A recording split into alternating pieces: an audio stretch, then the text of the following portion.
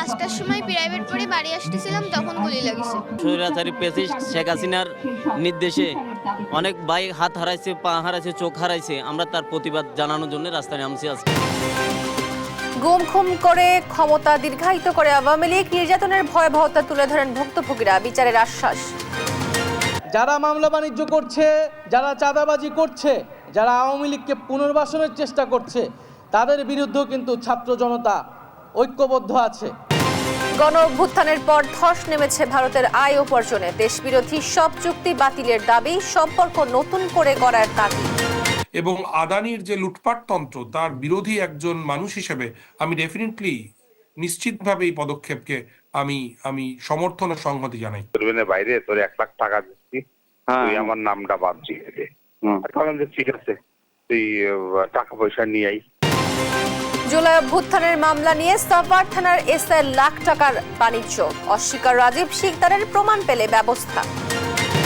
মৌলভীবাজারের মাধবছড়া খাল পুনর্খননের নামে জোট চুরি, টাকা হাতিয়ে নেন সাবেক চেয়ারম্যান শুয়েব, ব্যবস্থা গ্রহণের দাবি। সিরিয়ার অন্তর্বর্তী সরকার ক্ষমতা নেওয়ার পর ইসরায়েলের বড় ধাক্কা, 2 দিনে শত শত বিমান হামলা। এবং 6 বছর পর ওয়েস্ট ইন্ডিজের বিপক্ষে সিরিজ হারল বাংলাদেশ, লিটনকে অধিনায়ক করে টি-20 দল ঘোষণা, নতুন মুখ রিপন। দেখছিলেন শিরোনাম সংবাদ সকালে, আপনাদের সঙ্গে আছি আমি তোয়া আফরোজ। এবার বিস্তারিত। গণ অভ্যুত্থানের পর ধস নেমেছে বাংলাদেশ থেকে, আয় উপার্জন কমেছে ভারতের, পর্যটন কমেছে 90%, আন্তর্জাতিক ফ্লাইট কমেছে 3 ভাগের 2 ভাগ। এ অবস্থায় দুই দেশের সম্পর্ক উন্নয়নে বাংলাদেশ সফরে আসেন ভারতের পররাষ্ট্র সচিব বিক্রম মিস্ত্রি। তবে বাংলাদেশের স্বার্থ বিরোধী সব ধরনের চুক্তি বাতিল করে নতুন সম্পর্ক নির্মাণের পরামর্শ বিশেষজ্ঞদের। একই মত ভারতের সিনিয়র সাংবাদিক ও বিশ্লেষকেরও। হাসান মাহমুদের রিপোর্ট। গণ অভ্যুত্থানের পর কোনোভাবেই থামছে না ভারতীয় মিডিয়ার প্রোপাগান্ডা, যা পানি ঢালছে দুদেশের সম্পর্কে, নেতিবাচক প্রভাব পড়ছে বাণিজ্যেও। প্রতিবছর বাংলাদেশ থেকে ভারতীয়রা কমপক্ষে $4 বিলিয়ন রেমিটেন্স নিয়ে যায়, রপ্তানি থেকে আয় হয় অন্তত $14 বিলিয়ন। ভারতের $16 বিলিয়ন পর্যটন খাতে বরাবরই বড় অবদান বাংলাদেশি পর্যটকদের। তবে গণ অভ্যুত্থানের পর কমেছে ভারতে যাওয়া বাংলাদেশির সংখ্যা, অর্ধেকে নেমেছে ফ্লাইট সংখ্যা। সম্পর্ক অবনতির প্রভাব পড়েছে ভারতের অভ্যন্তরীণ অর্থনীতিতে। তবে সম্পর্ক উন্নয়নে সোমবার বাংলাদেশে আসেন ভারতের পররাষ্ট্র সচিব বিক্রম মিশ্র। দুদেশের সম্পর্ক উন্নয়নে ভারতের অবস্থান জানান দুই দেশের পররাষ্ট্র সচিব। তবে বিশ্লেষকরা বলছেন, স্বৈরাচার সরকারের সময়ে হওয়া দেশবিরোধী অসংখ্য চুক্তির কারণে ক্ষতিগ্রস্ত হচ্ছে বাংলাদেশ। এ অবস্থায় দুদেশের চুক্তিগুলো পুনর্মূল্যায়ন জরুরি বলে মনে করছেন তারা।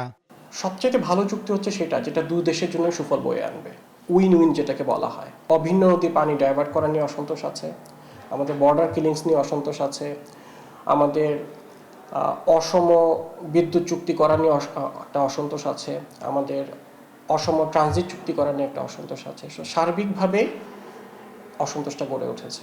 এসব চুক্তি ভারতের জনগণের নয়, বিশেষ গোষ্ঠীকে সুবিধা দিতে করা হয়েছে বলে মনে করেন দেশটির সিনিয়র সাংবাদিক ও বিশ্লেষকরা। চুক্তি প্রকাশ, পর্যালোচনা, প্রয়োজনে বাতিলের পরামর্শ তাদের। যদি এই চুক্তিগুলি সাম্যের ভিত্তিতে প্রতিষ্ঠিত না হয়, সমতার ভিত্তিতে চুক্তিগুলি স্বাক্ষরিত না হয়ে থাকে, আমি নিঃসন্দেহে মনে করি অন্তর্বর্তীকালীন সরকারের উচিত এই চুক্তিগুলি বাতিল করা। ইতিমধ্যেই আমি দেখছিলাম যে আদানির সঙ্গে যে বিদ্যুৎ চুক্তি, সেই সংক্রান্ত খানিকটা পদক্ষেপ নিয়েছে অন্তর্বর্তীকালীন সরকার। আমি একজন ভারতীয় নাগরিক হিসেবে এবং আদানির যে লুটপাট তন্ত্র, তার বিরোধী একজন মানুষ হিসেবে আমি ডেফিনেটলি নিশ্চিতভাবে এই পদক্ষেপকে আমি সমর্থন ও সংহতি জানাই। পররাষ্ট্র সচিব পর্যায়ের বৈঠক দুদেশের সম্পর্কে ইতিবাচক পরিবর্তন আনবে বলেই মনে করছেন বিশ্লেষকরা। আমাদের দেশকে বুঝে নিতে হবে যে বাংলাদেশ কিভাবে চলবে, বাংলাদেশে কারা শাসন করবে, এটা বাংলাদেশিদের নিজস্ব ব্যাপার। আমাদের এর মধ্যে মাথা ঘামানোর কোনো দরকার নেই। হাসান মাহমুদ, দেশ টিভি, ঢাকা। জুলাই গণহত্যা, পিলখানা হত্যাকাণ্ড সহ সব ধরনের মানবাধিকার লঙ্ঘনের মতো অপরাধের বিচার দাবি করেছেন ভুক্তভোগী পরিবার। মঙ্গলবার রাজধানীর সোহরাওয়ার্দী উদ্যানে আন্তর্জাতিক মানবাধিকার দিবস উপলক্ষে মায়ের ডাক আয়োজিত গণজমায়েতে এই আহ্বান জানান তারা। এ সময় গুম খুনে জড়িত আওয়ামী লীগকে রাজনীতিতে ফেরানোর চেষ্টার প্রতিহতের ঘোষণা দেন বক্তারা। নিয়াজ মোর্শেদের রিপোর্ট। আমি এটা সহ্য কিচ্ছু কখনো করতে পারবো না, ছেলে আমি ছেলেকে আর পাবো না। এভাবেই কান্নায় ভেঙে পড়েন আওয়ামী সরকারের শাসনামলে গুম, খুন ও নির্যাতনের শিকার হওয়া স্বজনরা। ফ্যাসিবাদ বিদায় নিয়েছে, তবে রয়ে গেছে তার তাণ্ডবের ক্ষত, যা বয়ে বেড়াচ্ছে এখানে উপস্থিত পরিবারগুলো। তাদের এখন একটাই দাবি, যেন বিচার করা হয়। মঙ্গলবার রাজধানীর সোহরাওয়ার্দী উদ্যানে আন্তর্জাতিক মানবাধিকার দিবস উপলক্ষে এ সমাবেশের আয়োজন করা হয়। এ সময় ভুক্তভোগীদের বক্তব্যে হৃদয় বিদারক পরিবেশ সৃষ্টি হয়। বিকাল 5টার সময় প্রাইভেট পড়ে বাড়ি আসতেছিলাম, তখন গুলি লাগিছে। স্বৈরাচারী প্যাসিস্ট শেখ হাসিনার নির্দেশে অনেক ভাই হাত হারাইছে, পা হারাইছে, চোখ হারাইছে। আমরা তার প্রতিবাদ জানানোর জন্য রাস্তায় নামছি আজকে। যারা দীর্ঘ 15 বছর এই গুম, খুন ও বিচার বহির্ভূত হত্যাকাণ্ডের সঙ্গে জড়িত ছিল, তাদের সবাইকে শাস্তির আওতায় আনার দাবি জানান সমাবেশে উপস্থিত রাজনৈতিক দলের নেতারা। সে সঙ্গে দেশের সার্বভৌমত্ব রক্ষায় সবাইকে ঐক্যবদ্ধ থাকার আহ্বানও জানান নেতারা। এই রাজনীতির লড়াই চলবেই, তারপরেও এই লড়াই নিয়েও যাতে আমরা ঐক্যবদ্ধ থাকতে পারি। এই ফ্যাসিস্ট শাসনের যারা বাস্তবায়নকারী এবং যারা নির্দেশদাতা, তাদের প্রত্যেকের বিচার চাই। একটা ট্রাইব্যুনালে সমস্ত বিচার করা যাবে কিনা আমি জানি না, অনেকগুলো ট্রাইব্যুনাল গঠন করা দরকার। 17-18 বছরের কালো যুগে যত খুন গুম কফর হয়েছে, মানবাধিকার কমিশন তার কি বিচার করেছে? যুগ যুগ ধরে মানুষ কিন্তু নিজের জীবনকে বাজি রেখে তারা যুদ্ধ করেছে কেন? মানুষের অধিকার প্রতিষ্ঠার জন্য। গণজমায়েতে বিএনপির ভারপ্রাপ্ত চেয়ারম্যান তারেক রহমানের লিখিত বক্তব্য পাঠ করা হয়। বক্তব্যে বলা হয়, বিএনপি ক্ষমতায় গেলে জবাবদিহিমূলক সরকার ও ন্যায় বিচার প্রতিষ্ঠা হবে। বিএনপিকে সরকার পরিচালনার দায়িত্ব দিলে ন্যায় বিচারের ভিত্তিতে সরকার পরিচালিত হবে ইনশাআল্লাহ। বৈষম্য বিরোধী ছাত্র আন্দোলনের নেতারা বলেন, ভারতের সাথে নতজানু হয়ে নয়, সম্পর্ক হবে ন্যায্যতার ভিত্তিতে। ভারতের সাথে কোন নতজানু সম্পর্ক আর হবে না। ভারতের সাথে আমাদের সম্পর্ক হবে ন্যায্যতার ভিত্তিতে, আমাদের ঈর্ষার ভিত্তিতে। ভারতের সাথে আওয়ামী লীগের যে সম্পর্ক করেছিল, সেই সম্পর্ক যদি আগামীতে তারা স্বপ্ন দেখে, সেই সম্পর্ক এই বাংলাদেশে আর কোনোদিন সফল হবে না। সব গুম, খুন ও হত্যার বিচারের আশ্বাস দিয়ে উপদেষ্টা নাহিদ ইসলাম হুঁশিয়ারি করে বলেন, মামলা বাণিজ্য যারা করবে তাদের বিরুদ্ধে কঠোর ব্যবস্থা নেওয়া হবে। যারা মামলা বাণিজ্য করছে, যারা চাঁদাবাজি করছে, যারা আওয়ামী লীগকে পুনর্বাসনের চেষ্টা করছে, তাদের বিরুদ্ধেও কিন্তু ছাত্র জনতা ঐক্যবদ্ধ আছে। সমাবেশে জাতিসংঘের প্রতিনিধি, স্থানীয় ও আন্তর্জাতিক মানবাধিকার কর্মীরা উপস্থিত ছিলেন। নিয়াজ মোরশেদ, দেশ টিভি, ঢাকা। স্বৈরাচার দেশকে ধ্বংস করে দিয়ে গেলেও এখনো সম্ভাবনা আছে। সেই সম্ভাবনা কাজে লাগাতে দলের নেতাকর্মীদের প্রস্তুত হওয়ার আহ্বান জানিয়েছেন বিএনপির ভারপ্রাপ্ত চেয়ারম্যান তারেক রহমান। কুমিল্লা বিভাগীয় কর্মশালায় ভার্চুয়াল মাধ্যমে যুক্ত হয়ে এসব কথা বলেন তিনি। বলেন, দেশের মানুষের ভবিষ্যৎ ধ্বংস করতে চেয়েছিল পতিত স্বৈরাচার। তারেক রহমান আরও বলেন, বিএনপি একটি জবাবদিহিতামূলক সরকার প্রতিষ্ঠা করতে চায়, তাই মানুষ ভরসা রাখে এমন কাজের মধ্য দিয়ে জনগণের আস্থা ধরে রাখতে নেতাকর্মীদের নির্দেশনা দেন তিনি। বলেন, শুধু দেশের কথা না ভেবে দেশ ও মানুষের কথাও ভাবতে হবে।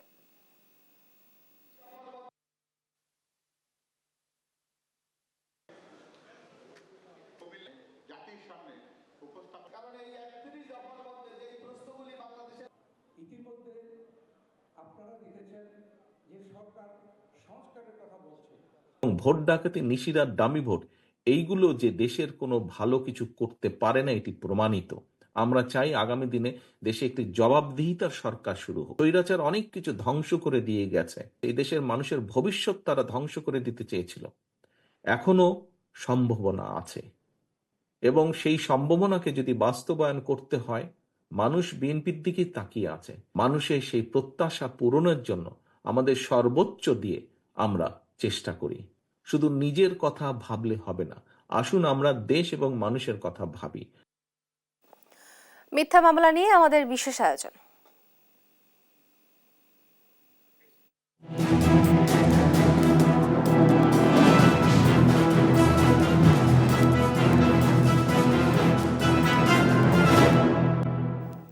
জুলাই আগস্ট বিপ্লবে আহত বা নিহতের ঘটনায় করা মামলা যেন লাখ লাখ টাকার বাণিজ্য। এই সুযোগ নিচ্ছে কিছু পুলিশ ও কুচক্রী মহলের কাছে। সাভার থানার সাব ইন্সপেক্টরের এমন মামলা বাণিজ্যের প্রমাণ এসেছে দেশ টিভির হাতে। সাথে রয়েছে স্থানীয় কিছু রাজনৈতিক নেতারাও। সাভার প্রতিনিধি দেওয়ান ইমনকে সাথে নিয়ে এম এ আজিমের রিপোর্ট। দোকানের চাবি পর্যন্ত দেখাইছি, তাও বিশ্বাস করে নাই। পরে যখন মনে করেন যে গুলি শুট করছে একবারে কাছের থেকে, যখন গুলি করলো তখন আমার আগুন এরে ফাটা আড্ডি বাড্ডি সব মারা গেছে। জুলাই আগস্ট বিপ্লবে পুলিশের গুলি খেয়ে কোনো মতে প্রাণে বেঁচে গেলেও ডান হাত অচল সাভারের মুদি ব্যবসায়ী ইসরাফিল হোসেনের। এখন তার জন্য নতুন বিপত্তি মামলা বাণিজ্য। প্রতিদিন দোকানে বিএনপির স্থানীয় নেতা সহ পুলিশ আসছে তাকে মিথ্যে মামলার বাদী করতে। সাভার থানার এসআই দারোগা রাজীব কয় সরকারি কোনো অনুদান পাইছেন? বললাম না, আমি সরকারি কোনো অনুদান এখনো পাইনি। সরকারি অনুদান এর আগে দিয়ে দিল 2 লাখ টাকা, আপনি তো পান নাই। তে আপনি আইসেন, আপনি কিছু অনুদান নিয়ে দেবো না। আমাকে নিয়ে গেল হলো কোর্টে, নিয়ে দেখলাম কোর্টে। তখন কয় যে আপনার তো কেস হলো ডকুমেন্টস, ডকুমেন্টস ছাড়া তো সরকারও দিবে না, কেউই দিবে না। বর্তমানে সাভার থানার sub inspector Rajib Shikder mobile ফোনে 150 জনের বিরুদ্ধে মামলা সাজিয়ে বাদী হবার প্রস্তাব দেন ইসরাফিলকে। মামলা করলে 50,000 টাকার সহযোগিতা মিলবে বলেও জানায় রাজীব। বড় ভাই আমার উপর বিশ্বাস রাখেন, সমস্ত দায়ভার আমার উপরে চাপান। সাভারে 40 জন লোক মামলা করিছে। কয়জন লোক মামলা করিছে? মিনিমাম 40 জন, তার বেশি। একটা লোকের দেখান তো যা ক্ষতি হয়েছে, উপকার ছাড়া। অনেকেই এমন মামলা করেছে বলে আশ্বস্ত করে পরবর্তীতে আসামিদের অব্যাহতি দিতে লাখ লাখ টাকার চাঁদাবাজির বুদ্ধিও দেয় সাভার থানার সাব ইন্সপেক্টর রাজীব। এই যে আসামির নামে যে গুলো দিচ্ছেন, 2 দিন পরে আসামিরা আপনার সাথে যোগাযোগ করবেন, বাইরে তোর 1 লাখ টাকা দিচ্ছি, তুই আমার নামটা বাদ দিয়ে দে। যে ঠিক আছে, তুই টাকা পয়সা নিয়ে আই, টাকা পয়সা তুই নিয়ে আই। টাকা পয়সা নিয়ে এসে দামে আপনার লোক দিবানে, আপনার ভয় নেই। বিএনপি জাতীয় লোকজন দিবানে, টাকা পয়সা নিয়ে আই। তুই টাকা পয়সা নেবেন, কোর্টে যাই হোক, থানায় এসেই হোক, বা যে সংস্থার কাছে তদন্ত দেয় তার কাছে যাই এপিটোপিট দিয়ে এসে পাবেন ভাই আমি ভুলবশত বুঝিনি, এর নামটা ঢুকে গেছে। বিষয়টি জানতে এবার পুলিশের সাব ইন্সপেক্টর রাজীব শিকদারের মুখোমুখি দেশ টিভি টিম। সম্পূর্ণ বিষয়টি অস্বীকার করেন তিনি। আমি কার নামে মামলা দেওয়া নিজ সব তথ্য প্রমাণ আছে। আচ্ছা আসেন আমি কথা বলি কি। তবে এরপরেই ম্যানেজের চেষ্টা চালায় দেশ টিভির সংবাদকর্মীদের। বিষয়টি নিয়ে ক্যামেরার সামনে কথা বলেনি সাভার থানার অফিসার ইনচার্জ। তবে মোবাইল ফোনে জানান যথাযথ প্রমাণ পেলে ব্যবস্থা নেওয়া হবে। তো যদি এই ধরনের কোনো অভিযোগ কোনো ভুক্তভোগী আমাদের কাছে আসেন, হ্যাঁ অবশ্যই তিনি নির্দ্বিধায় আমার এখানে আসবেন এবং অভিযোগ দিবেন, আমি আইনগত ব্যবস্থা করব। কিছু অসাধু পুলিশ আর মামলা চক্রের চাঁদাবাজিতে অতিষ্ঠ হয়ে উঠেছে সাভারের সাধারণ মানুষ। এম এ আজিম, দেশ টিভি, ঢাকা। সংখ্যালঘুদের ওপর হামলার ঘটনায় অক্টোবর পর্যন্ত 70 জনকে গ্রেফতার করা হয়েছে। মামলা হয়েছে 88টি। এই গ্রেফতার ও মামলা আরও বাড়বে বলে জানিয়েছেন প্রধান উপদেষ্টার প্রেস সচিব শফিকুল আলম। মঙ্গলবার সন্ধ্যায় ফরেন সার্ভিস একাডেমিতে প্রেস ব্রিফিংয়ে তিনি কথা জানান। বলেন, বাংলাদেশের ন্যাক্কারজনক এসব ঘটনায় যারা জড়িত তাদের সবাইকে গ্রেফতার করা হবে। এতে উপ প্রেস সচিব আজাদ মজুমদার জানান, 2009 সাল থেকে 4 আগস্ট 2024 সাল পর্যন্ত পদোন্নতি বঞ্চিত 764 জন কর্মকর্তার পদোন্নতির সুপারিশ করা হয়েছে। জন সোফার অ্যারেস্টেড হয়েছেন এই কয়েকটা ঘটনায়, এবং এটা চলমান। এটা আমরা আরও বেশ কিছু 88টা কেস হয়েছে। আমরা আরও আপনাদেরকে ইলাবোরেট একটা প্রেস রিলিজ দিব যে কতজন অ্যারেস্ট হয়েছেন। অ্যারেস্টের সংখ্যা আরও বাড়বে এবং কেসের সংখ্যাও 2-1টা বাড়তে পারে। ওনারা 1540 জনের মতো কর্মকর্তার আবেদন পেয়েছিলেন, সেগুলো যাচাই বাছাই করে ওনারা 750 কর্মকর্তাকে 764 জন কর্মকর্তাকে টু বি প্রিসাইজ ভূতাপেক্ষা সুযোগ সুবিধা দিয়ে পদোন্নতির সুপারিশ করেছেন। মৌলভীবাজারের মাধবছড়া খাল পুনর্খননের নামে ভোলারকান্দির রাস্তা ক্ষতিগ্রস্ত করেছে সাবেক চেয়ারম্যান শুয়েব আহমেদ। হাতিয়ে নিয়েছে বিপুল পরিমাণ টাকা। বাধা দেওয়ায় স্থানীয়দের দেয় হুমকি ধুমকিও। জড়িতদের বিরুদ্ধে তদন্তপূর্বক ব্যবস্থা গ্রহণের দাবি এলাকাবাসীর। সহকর্মী সালেহ এলাহি কুটিয়ার তথ্য ছবিতে বিস্তারিত ডেস্ক রিপোর্টে। মৌলভীবাজারে বড়লেখা উপজেলার সুজানগর ইউনিয়ন। এখানে ৪ গ্রামের অন্তত ২৫,০০০ মানুষের যাতায়াতের একমাত্র রাস্তা ভোলারকান্দি। এই রাস্তার পাশেই রয়েছে মাধবছড়া খাল। ২০২২ সালে বাংলাদেশ পানি উন্নয়ন বোর্ড প্রায় ৪ কোটি টাকা ব্যয়ে এই খালটি পুনরায় খননের প্রকল্প গ্রহণ করে।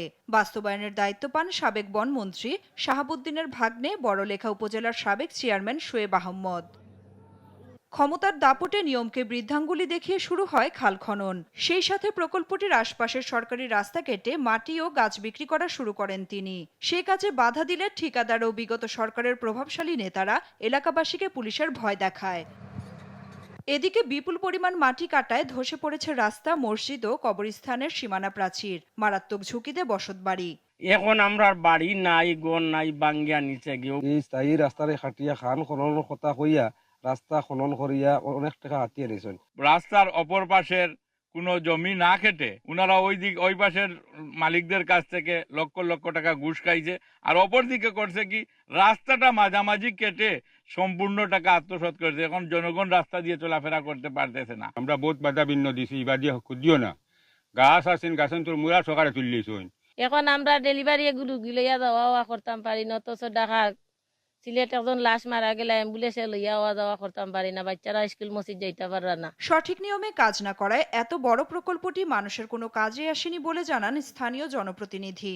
উত্তর দিকে গাংটা না খনন করিয়া দক্ষিণ দিকে খরায় রাস্তার খুব ক্ষতি হচ্ছে। গাছ কাটায়, গাছের মুড়া তুলায় আরো ক্ষতি হচ্ছে। এগুলো না তুললে অত ক্ষতি হওয়ার সম্ভাবনা নাই। মানুষের ভোগান্তি নিরসনে স্থানীয় ইউনিয়ন পরিষদ চেয়ারম্যানকে রাস্তাটি সংস্কারের নির্দেশ দিয়েছেন বলে জানান উপজেলা নির্বাহী কর্মকর্তা। তো এখানে রাস্তাটার বেহাল দশা দেখে আমি আপাতত উপজেলা আমাদের যে ইউনিয়ন পরিষদের চেয়ারম্যান মহোদয় আছেন ওনাকে সাময়িকভাবে যাতে লোকজন চলাচল করতে পারে তার ব্যবস্থা নেওয়ার জন্য নির্দেশ প্রদান করেছি, এবং এলাকাবাসীর পক্ষ থেকে যে আমরা যে আবেদনটা পেয়েছি রাস্তাটার বিষয়ে সেটা আমরা যথাযথ কর্তৃপক্ষের কাছে সংস্কারের আবেদন সহ সেই আবেদনটাকে আমরা পাঠানোর ব্যবস্থা নিচ্ছি। খাল খননে এই দুর্নীতির সাথে জড়িতদের বিরুদ্ধে তদন্তপূর্বক ব্যবস্থা গ্রহণ ও রাস্তাটির দ্রুত সংস্কারের দাবি এলাকাবাসীর। নিউজ ডেস্ক, দেশ টিভি। উত্তরীয় হিমেল হাওয়া আর ঘন কুয়াশায় লালমনিরহাটে বাড়ছে শীতের প্রকোপ। এই বিষয়ে বিস্তারিত জানাতে যুক্ত হচ্ছেন সহকর্মী জামাল বাদশা। জামাল, লালমনিরহাটে যেহেতু শীতের প্রকোপটা বেশি বেড়েছে, তাই এই তীব্র শীতে খেটে খাওয়া মানুষদের কি রকম ভোগান্তি পোহাতে হচ্ছে আমাদেরকে জানাবেন। তো আসলে লালমনিরহাটে কিন্তু গত 15 দিন ধরেই শীত জেঁকে বসতে শুরু করেছে এবং গত এক সপ্তাহ ধরে এই প্রকোপ কিন্তু আসলে বৃদ্ধি পেয়েছে। এই ঘন কুয়াশা থাকছে সকাল থেকে দুপুর পর্যন্ত এবং সন্ধ্যার পরে কিন্তু বৃষ্টির মতো করে কুয়াশা পড়ছে। এতে যারা দিনমজুর এবং খেটে খাওয়া মানুষজন রয়েছে তাদের উপর নেতিবাচক প্রভাব পড়েছে। আসলে তারা মাঠে কাজ করতে গিয়ে তাদের হাত গুটিয়ে আসছে। এছাড়া যারা রাস্তাঘাটে অটো, ব্যাটারি চালিত অটো এবং প্যাডেল চালিত অটো চালায় তারা কিন্তু যাত্রী সংকটে ভুগছেন। এতে তাদের যে জৈবিক চাহিদা পূরণের জন্য আয় সেটিতে কিন্তু আসলে প্রভাব পড়ছে। এছাড়া হঠাৎ এই ঠান্ডার প্রকোপ বৃদ্ধি পাওয়ার কারণে সাধারণ মানুষ যারা মাঠে কাজ করেন তারা অসুস্থ হয়ে পড়ছেন। এছাড়াও শিশু রোগী এবং বয়োজ্যেষ্ঠ রোগীর সংখ্যাও কিন্তু এই শীতের কারণে হাসপাতালগুলোতে তুলনামূলকভাবে বৃদ্ধি পেয়েছে। আমি যদি একটু দেখাতে চাই, এই মুহূর্তে রয়েছি লালমনিরহাট জেলা শহরের পার্শ্ববর্তী একটি উপজেলার মাঠ পর্যায়ে, যেখানে কিন্তু আসলে অন্যান্য সময়গুলোতে কৃষকরা মাঠে কাজে ব্যস্ত থাকেন এবং শীত উপেক্ষা করে অনেককে আমরা মাঠে কাজ করতে দেখেছি। তবে শীত বেশি থাকার কারণে এবং হিমেল হাওয়া থাকার কারণে কিন্তু তারা মাঠে খুব দীর্ঘস্থায়ীভাবে কাজ করতে পারছে না। আর একটি তথ্য জানাতে চাই যে ঘন কুয়াশা থাকার কারণে কিন্তু সড়কে কিন্তু যানবাহনগুলোকে তাদের হেডলাইট জ্বালিয়ে চলাচল করতে আমরা দেখেছি। সব মিলিয়ে যদি বলতে চাই যে লালমনিরহাটে কিন্তু হেমন্তের মাঝামাঝি সময় থেকে শীত জেঁকে বসতে শুরু করেছে এবং সম্প্রতি এই শীতের প্রকোপ অনেকটাই বৃদ্ধি পেয়েছে। দিনের অধিকাংশ সময় কিন্তু সূর্যের দেখা আসলে লালমনিরহাটের মানুষ পাচ্ছে না। এই ছিল লালমনিরহাট থেকে শীতের সর্বশেষ খবর। তোয়া। জামাল, আপনাকে ধন্যবাদ। লালমনিরহাট থেকে শীতের প্রকোপের প্রভাব সম্বন্ধে জানাচ্ছিলেন আমাদের সহকর্মী জামাল বাদশা। লক্ষ্মীপুরে ফিলিং স্টেশনে গ্যাস সিলিন্ডার বিস্ফোরণে নিহত হয়েছেন একজন, আহত অন্তত 3 জন। বুধবার ভোর 4টায় জেলার আল মদিনা নামের একটি বাসে গ্যাস রিফিলের সময় সিলিন্ডার বিস্ফোরণে এই ঘটনা ঘটে। বিস্ফোরণের ঘটনাস্থলেই কালাম নামের একজন রং মিস্ত্রি মারা যান। খবর পেয়ে ফায়ার সার্ভিসের একটি ইউনিট আহতদের উদ্ধার করে লক্ষ্মীপুর সদর হাসপাতালে ভর্তি করে।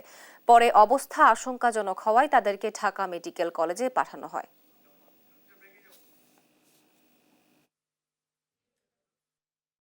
মেহেরপুর জেনারেল হাসপাতালের নতুন ভবন হস্তান্তর জটিলতায় চালু না হওয়ায় ব্যাহত হচ্ছে চিকিৎসা সেবা।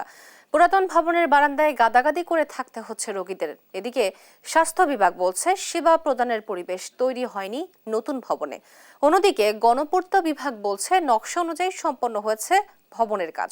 জাহিদুর রহমানের তথ্য ছবিতে বিস্তারিত ডেস্ক রিপোর্টে।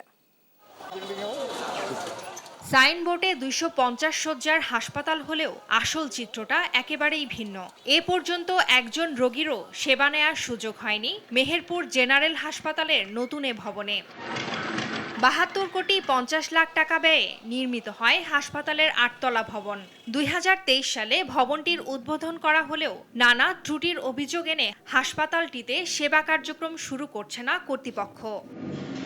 চাপ থাকায় পুরাতন ভবনের মেঝে কিংবা বারান্দায় থেকে চিকিৎসা নিতে হচ্ছে রোগীদের। মানুষের চলাচলের পথ, সেই পথের পাশে আমরা জায়গা পাই। বাচ্চাকে নিয়ে হাসপাতালে ভর্তি হয়েছি। এখানে যে পরিমাণ ব্যবস্থাপনা আছে তার চেয়ে 3-4 গুণ রোগী বেশি। এখানে সবারই সমস্যা আছে, ঠিক আছে। এখানে যে বসি, এখানে এই যেমন এখানে যাচ্ছে, ঠিক আছে, এই যে পায়ে ধুলো নোংরা এখানে আসি, তাই নাকে আসছি, আসছি, কিন্তু যদি বেড থাকতো সমস্যা হতো না। কিন্তু সেবা নিতে এসে মানুষ যারা ভর্তি হয় তারা খুব অনেক কষ্ট করে, কারণ জনসংখ্যা অনুসারে হাসপাতালের সিট সংখ্যা খুবই সীমিত। সব মিলিয়ে মাত্রাতিরিক্ত রোগী সামলাতে হিমশিম অবস্থা ডাক্তার ও নার্সদের। আবহাওয়া চেঞ্জ হচ্ছে আস্তে আস্তে, এখন আবার শিশু রোগী বাড়বে বা একটা নির্দিষ্ট সময় ডায়রিয়া রোগী বাড়ে, তখন তো সেই ওয়ার্ডের উপর দিয়ে অনেক প্রেশার যায়। নিরাপত্তাজনিত কিছু সমস্যার কারণে কয়েকটা জিনিস একটু মিসিং ছিল, তো আমরা সেই মিসিং জিনিসগুলোতে সুপারিশ আকারে আমাদের সম্মানিত তত্ত্বাবধায়ক মহোদয় বরাবর একটা সুপারিশ দিয়েছি। হসপিটালে যারা সেবা প্রার্থী আসছে তারা অনেক ভোগান্তির শিকার হচ্ছে।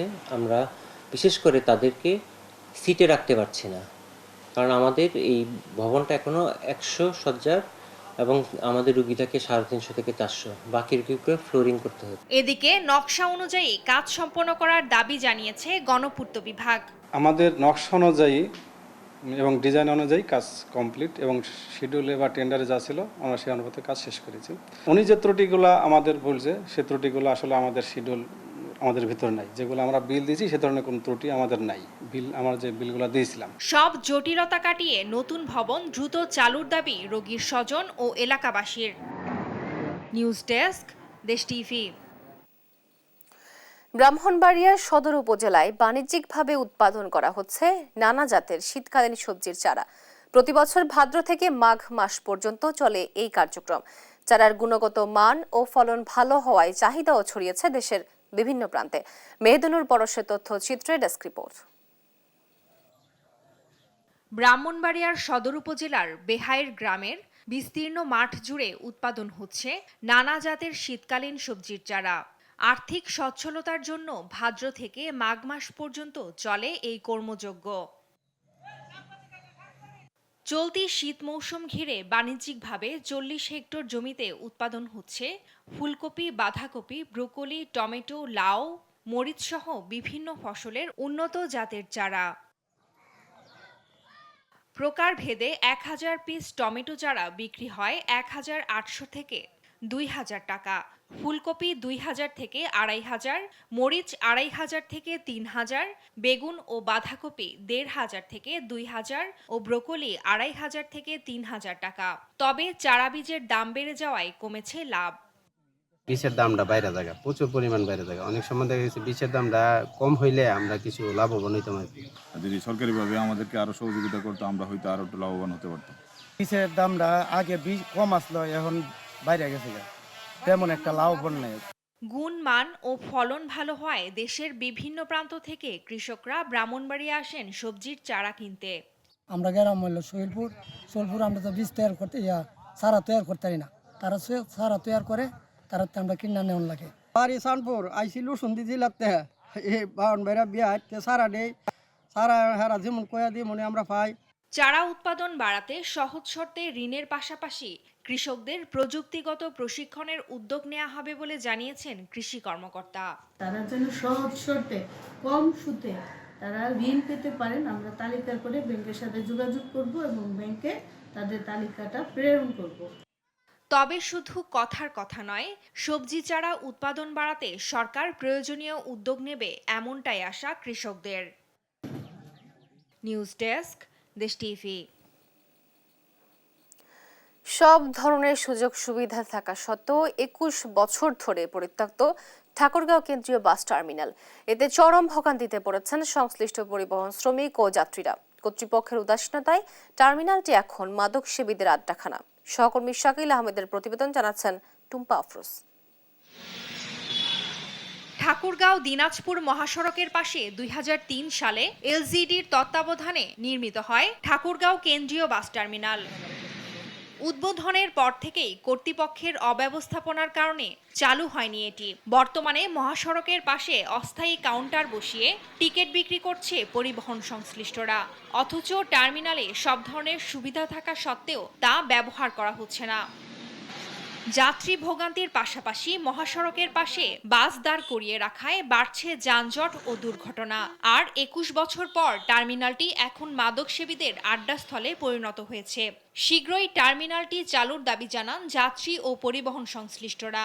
হওয়ার পর থেকে এখন এই পর্যন্ত অরক্ষিত অবস্থায় আছে, কাজেই এই টার্মিনাল সুন্দরভাবে পরিচালনা করার জন্য কর্তৃপক্ষ তদারকি করা উচিত। আমাদের টার্মিনালটাতে মনে করেন গাড়ি ঘোড়া বন্ধ, টার্মিনাল ঠিকভাবে চালু হয় না, টার্মিনালে কোনো কাজকামও নাই। আর আমাদের যে কোনো দুর্ভাগ্য হচ্ছে, কষ্ট হচ্ছে, এভাবে যাত্রীদেরও কষ্ট। টার্মিনাল ঠিকভাবে চালু হলে সবারই ভালো হবে। এই টার্মিনালে সবচেয়ে বড় যেটা সমস্যা, এটা হলো মাদকের।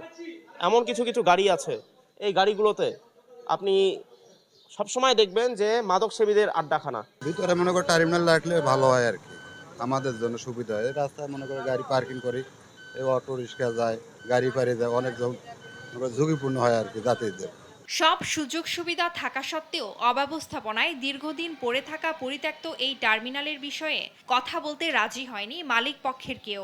এদিকে শীঘ্রই টার্মিনালটি চালুর আশ্বাস উপজেলা নির্বাহী কর্মকর্তার। বাসের মালিকদের সঙ্গে মালিক সমিতির সঙ্গেও আমাদের বৈঠক হয়েছে, তারাও আমাদেরকে কথা দিয়েছে যে এই কাজগুলো সমাপ্ত হওয়া মাত্রই তারা বাস টার্মিনালে বাস স্থানান্তর করবেন।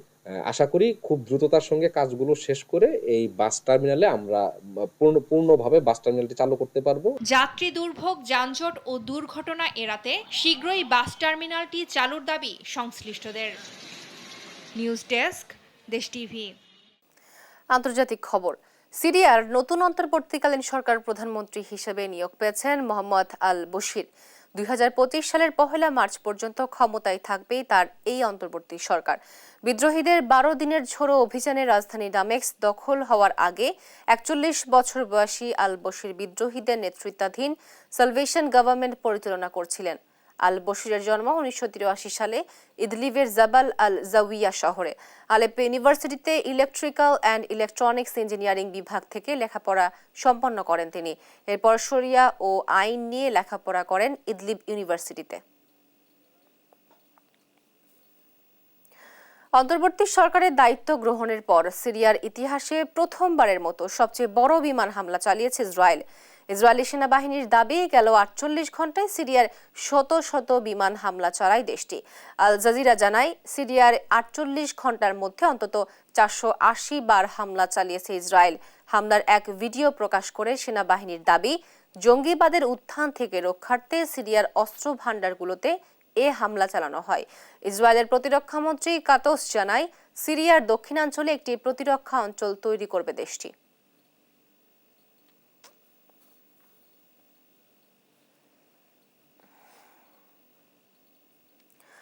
আফগানিস্তানে তীব্র হচ্ছে খাদ্য সংকট। ত্রাণ পৌঁছাতে হিমশিম খাচ্ছে বেসরকারি সংস্থাগুলো। পুষ্টিহীনতায় দেশটির 5,70,000 শিশু, সেই সঙ্গে মাথাচাড়া দিচ্ছে শিশু শ্রম। এদিকে তালেবান শাসনে শিক্ষার অধিকার হারিয়ে কোণঠাসা দেশটির নারীরাও। নীরব দাসের রিপোর্ট। এক টুকরো রুটির জন্য হাহাকার। আফগানিস্তানের পশ্চিমাঞ্চলে অবস্থিত হেরাতের এই গ্রামটি যেন দুর্ভিক্ষের রাজ্য। সেখানকার মানুষেরা জানেন না কখন জুটবে খাবার। বার্তা সংস্থা রয়টার্সের তথ্য মতে অঞ্চলটিতে খাবার সরবরাহের কাজ করছে আসিল নামে একটি বেসরকারি সংস্থা, যা পরিচালিত হচ্ছে যুক্তরাষ্ট্রের দ্বারা। সংস্থাটির সদস্য 25 বছর বয়সী এক তরুণ হেরাতের থেকে 45 মিনিট দূরে অবস্থিত একটি গ্রামে খাদ্য সামগ্রী পৌঁছে দিচ্ছেন তিনি, যা বিভিন্ন জায়গা থেকে অর্থ সংগ্রহ করে কেনা হয়েছে। তবে এই খাদ্য সামগ্রীগুলো শুধুমাত্র একটি পরিবারের পেটেরই ক্ষুধা মেটাতে পারবে।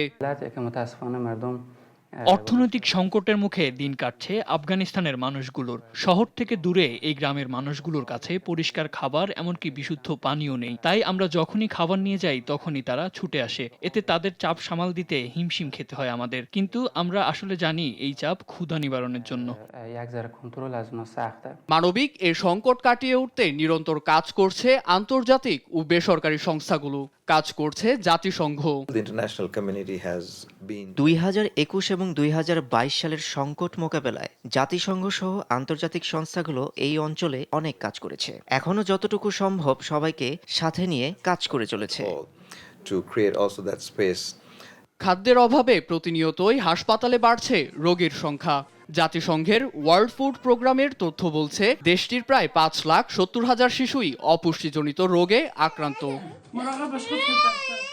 2021 সালে আফগানিস্তানের ক্ষমতায় আসে তালেবান সরকার, কিন্তু নতুন সরকার ও নবগঠিত প্রশাসনের হাতেও বদলায়নি দেশটির জনগণের ভাগ্য। দিন দিন খারাপ পরিস্থিতির দিকে যাচ্ছে দেশটি। এ অঞ্চলে শিশুশ্রম আইন বলতে কিছুই নেই। পেটের দায়ে পরিবারগুলো বাধ্য হয়ে ছোটদের কাজে পাঠাচ্ছেন। এদিকে নারীদের মাধ্যমিক ও উচ্চ মাধ্যমিক শিক্ষা বন্ধ করে দিয়েছে তালেবান সরকার। নারীদের নার্সিং ও মিডওয়াইফারি শিক্ষাও নিষিদ্ধ। এই নিষেধাজ্ঞা পালনের আদেশ দিয়ে আফগান নারীদের আরও একটি মৌলিক অধিকার কেড়ে নিল তালেবানরা। নীরব দাস, নিউজ ডেস্ক, দেশ টিভি।